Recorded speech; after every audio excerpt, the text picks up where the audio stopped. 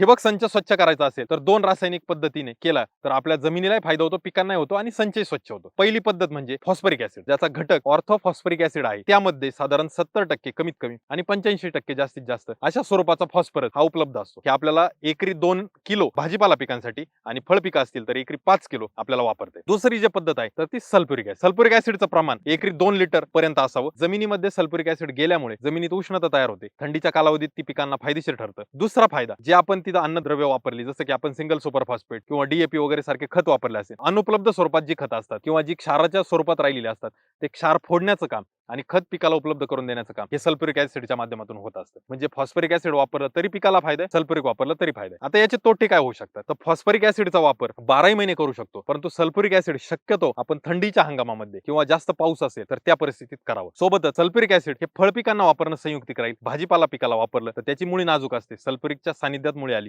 तर कदाचित मुळी जळण्याची समस्या असू शकते.